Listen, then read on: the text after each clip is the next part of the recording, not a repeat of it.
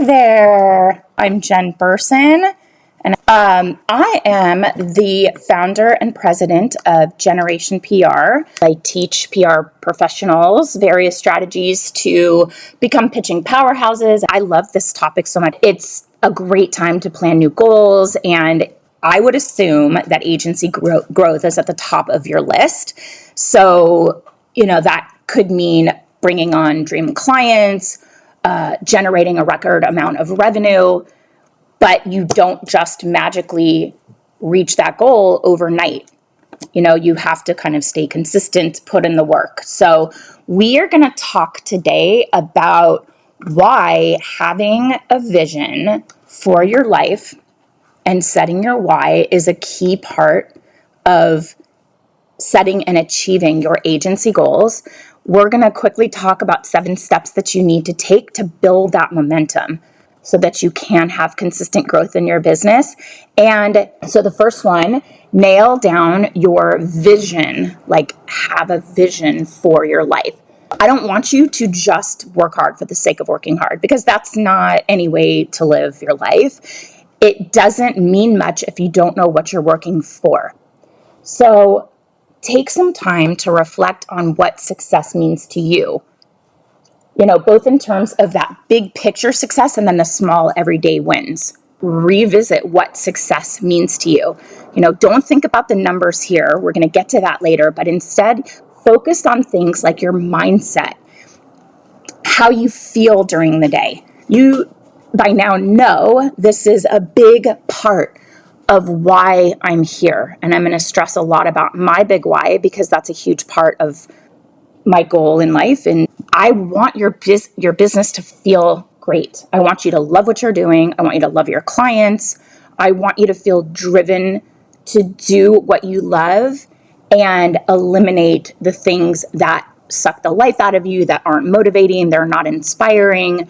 So focus on things like your mindset, how you feel during your day, what your kind of work-life integration looks and feels like, and also how your team works together. So it's about the steps that you need to take to achieve the sort of lifestyle that you're dreaming of for yourself.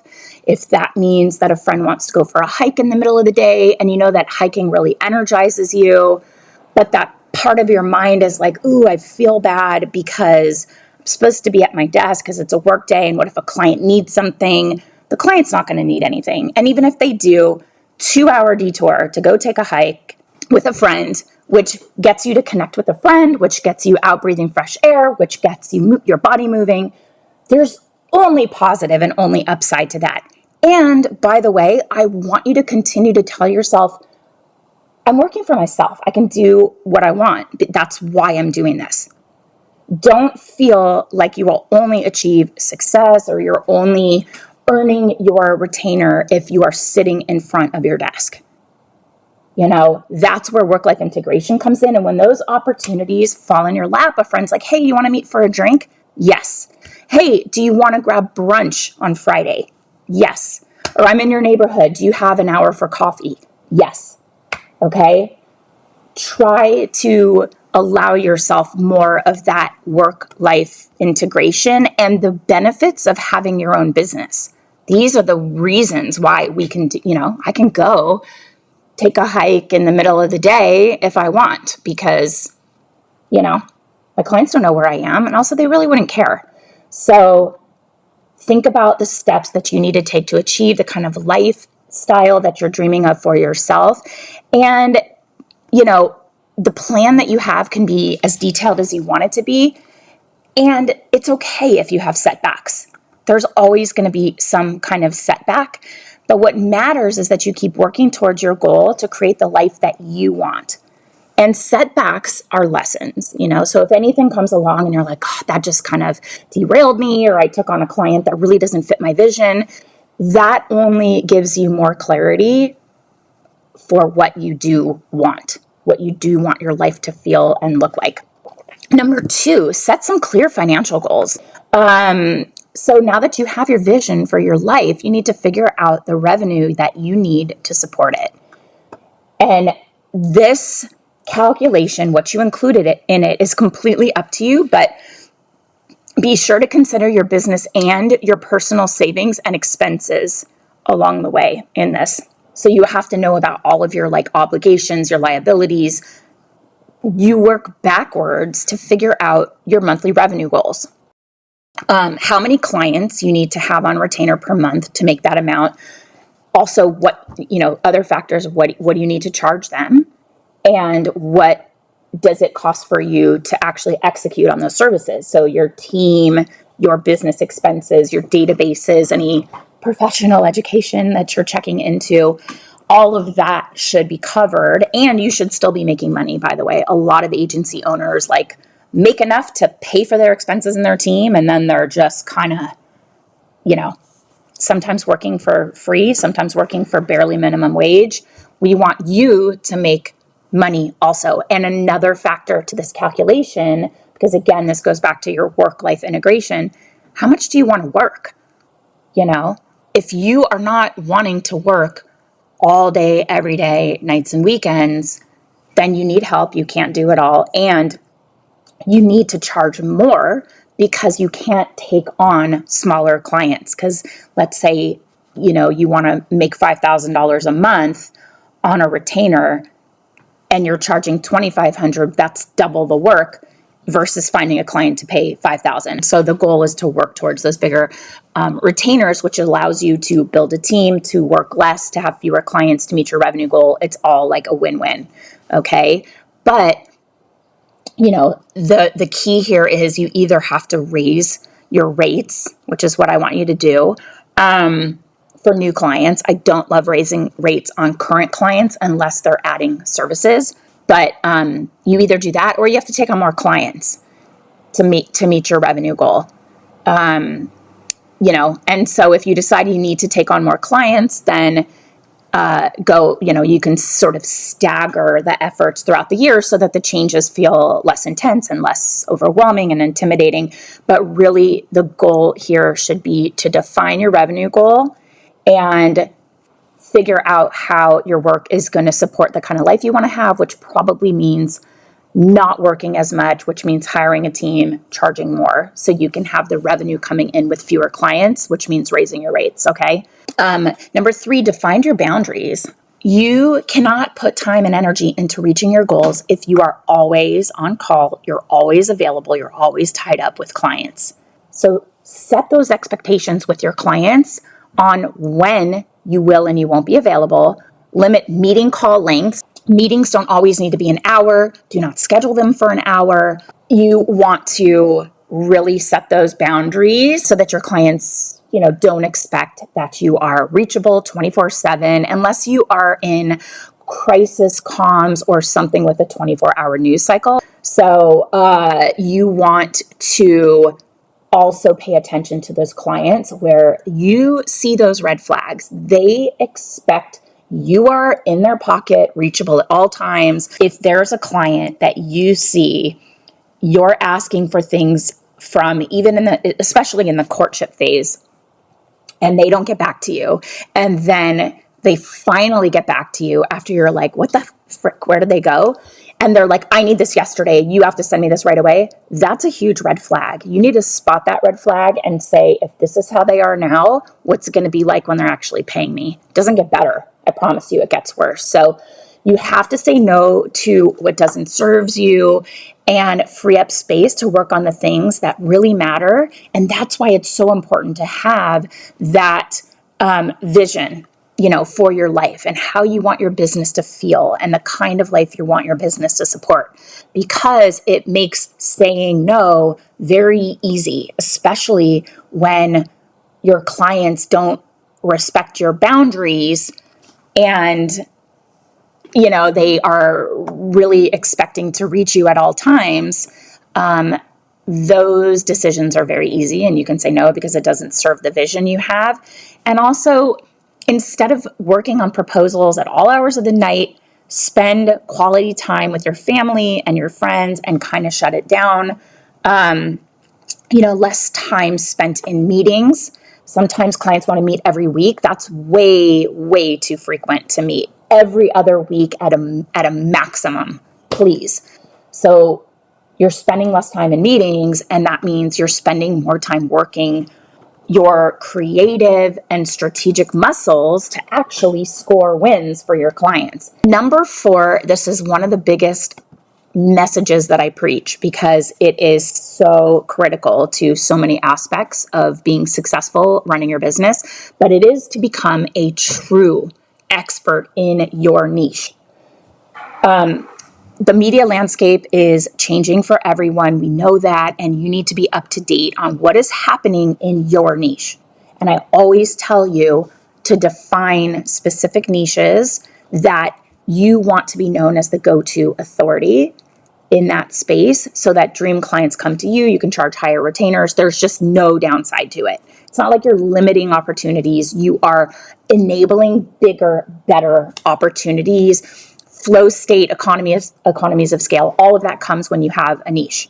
So when potential clients are searching for a PR agency, they want to work with experts who they know will be dialed in to their industry. They'll know all the key players. They'll know like what's going on, what's newsworthy, what's important. So commenting on a current niche trend or sharing your thoughts on current industry events can score you major points on a discovery call. So niching down is going to help you keep up with, new tech software, up and coming influencers. But, you don't want to sacrifice your PR education for just being an expert in a niche. You should still stay up to date on what's happening in PR as a whole, keep improving your skills. There's always ways for you to stay on top of what's happening in PR, but really think about becoming a true expert in your niche. Number 5 is reset your mindset. And this was a big one. I know we talk about this a lot, mindset. Like, what even is it? And is it just a buzzword? But I really do think that in our industry, in particular, that mindset matters a lot. I think it's really important. We know in our contracts it says results are not guaranteed. I think it's really important in PR. Sometimes we feel really defeated. So much is out of our control, and it sucks. Especially it's hard as people. We are achievers. And we want to be the best. We want to do the best. We want to be effective. We want results. Like, we are results-driven people.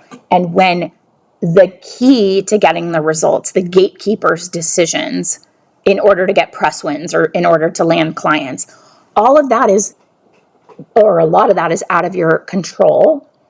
It's really hard for achievers to accept when results are not coming at the volume or, scale or quality that we expect we should get. And I just want you to remember that is okay. Reset that mindset and believe and know you've done your homework. You're up to date. You know your niche. You've been successful before. Try to figure out what's not working. But having that mindset where you are doing a great job. Sometimes it doesn't work out. That's okay. You also have to believe that you can grow your agency, reach your goals. You want to have that internal, that intrinsic motivation to actually put in the work. And that's why it's important to reflect on the past, to spot maybe their limiting beliefs along the way or a negative mindset that might have held you back or brought you down. So it helps that you have that positive mindset, different level of confidence. You have the power to step into that confident mindset and feel secure in your value as a PR pro, in the value of the services you provide. So the other thing that I love and do is put affirmations on sticky notes around the house, one on the mirror when you brush your teeth. Implement these visualization, these manifestation techniques into your routine, starting to journal, whatever works for you, but it is doing the things to help shift your mindset. It won't happen overnight, but every little step helps and you're making forward progress. So whatever you do whatever you find that you can implement and practice consistently, whether that's a meditation or journaling. This is an exercise we do. What you can start to think about is so maybe you want to do this right now. Close your eyes and think about overhearing somebody talking about you. And they're describing you as the absolute best version of yourself. And they're talking about you in a way where they're inspired by you, or they've made a positive change in their life because of you, or something about the way that you carry on your day or your business that is admirable. And it's almost like, maybe you're a kid and you're overhearing your parents talk about you, and to someone on the phone, and you get really proud because they're describing you a certain way. What are 3 words that if someone said that about you, you would feel that they were describing you at your ultimate best self? This is mine. I am inspiring, I am magnetic, and I am a good person. And I already believe that about myself. I mean, I try. But take those 3 words, write it on a Post-it, and have it on your computer, wherever you're going to see it every day. Have it on your window, your mirror in your bathroom as you're brushing your teeth. And say it to yourself. It's not like I hope to be, but it is I am. That is the embodiment of me, present tense. I am already that. When you want to achieve goals, write your goals as if they have already happened, or if they are happening in the present, not in the future. You want to start to tell your brain that these things already are. And another thing that you can do, and I love this one, and please take the time to do it. It's so easy, okay? Hey Siri, remind me every single day at 9 a.m. I am inspiring, magnetic, and a good person. Yep. Daily, okay? So now I have a reminder that will pop up on my phone and remind me of the mindset and who I want to be and how I want to show up in this world. Very, very simple but powerful. So putting it on a Post-it or putting it on, sticky notes around the house, whatever.